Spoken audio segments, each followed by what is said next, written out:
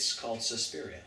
It's a giallo horror, which is I like to call it the Dario Argento genre, because he's the only one I'm familiar with the works of. It's Italian. Well, it's not an Italian film, but he's an Italian director. In the genre, it's like a spaghetti western. It's a sort of Italian western. Yeah. This is Italian horror, and very emphasis on Spaghetti horror. spaghetti. No, Sorry, I just picture spaghetti horror. Intestines. And it's a lot of emphasis on gore. Yeah. Yeah. It's an American woman comes to a ballet school where she eventually discovers that it's a witch coven. As you do. It's a very simple plot, and the reason that this isn't higher, because I love this movie, the reason it isn't higher is because it's not about characters or about the plot, really. It's basically a mystery movie, and the inevitable conclusion is, it's run by witches, Yeah. and people are being killed off one by one because she might know something about the killer. That's the setup to every Dario Argento movie. Someone from abroad witnesses a murder, and then they're stalked by the killer. And the reason that this is a stylistic choice, because it's the most beautiful horror movie ever. The ballet studio, a lot of the interiors, it's beautifully decorated wallpaper and velvet floors, and then there are dark scenes, like the chase scenes with guys with knives, and it's lit completely red, but you've got a stained glass window with color. Nice. And it's like the Argento's use of color and music, which is composed by the Goblins, very kind of almost oriental kind of soundtrack, with drums and goblin-y noises like whispers and stuff. And the supporting cast is pretty much, they're up for slaughter, which is okay because this Argento wrote this to have the characters as young girls, but the studio wanted them to be older because they didn't think it would be particularly attractive to have young children in a movie like this.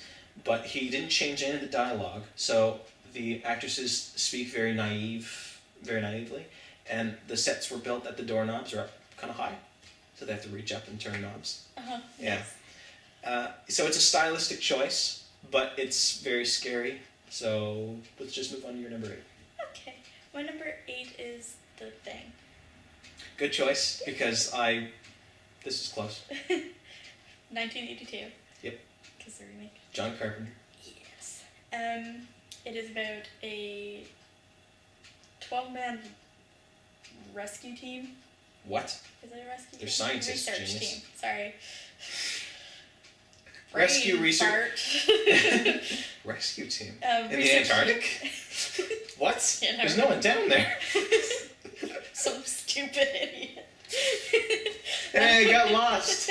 I crossed the ocean and I ended up in Antarctica. 12-man research team find an alien thing that has, I think it fell from the sky, if I remember correctly. And Yes, it's a spaceship, yeah. okay. Yes. And has been buried for A long time. 100,000 years or something stupid. And it can change its form into anyone. And Yeah, it assimilates. yes. And throughout the movie, as people start dying off, you kind of have to figure out who's the creature, because you can't tell because it blends in Yeah, it mimics perfectly. Yeah. And There are subtle ways to tell. there is. Yeah. And the scariest part about the movie is you can't really tell unless you're looking for it, which John Carpenter does a really good job. My favorite scene in the movie, and the most tense scene, is they're doing a blood test. Yeah. That scene is my favorite. This was very close to making my list. There's a lot of science fiction, horror, like that's what this is. Yeah. This is the one that meshes horror and sci-fi best. Yeah. And there's a lot of ones where you never know, is this guy one of us, or is he one of the aliens? That's not original. But this is I'm trying to think. I think this is the best it's ever been done. in The Thing. Pretty much, yeah. And John Carpenter, I happen to be a John Carpenter fan. I do enjoy him. Yeah. I don't like all of his movies. No.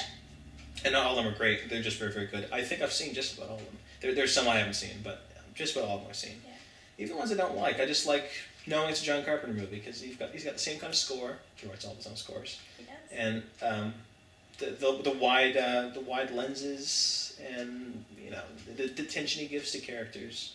Yes. And even though there's 12 characters, it's hard watching a horror movie with a lot of characters. And they're not all They're- cannon fodder. No, they're easy to pick out. Yeah.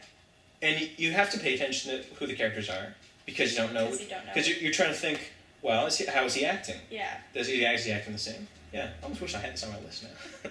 Oh, the effects in The Thing. The practical effects, like makeup effects and like heads coming off and crawling away. And in the remake, it's CGI. And it looks CGI. Which bothers me. It's hard to be scared. They can do it back of then, computers. practically, Yeah.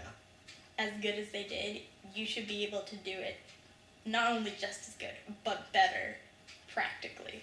The Thing has some of my favorite special effects in a horror movie. Yeah. It's up there.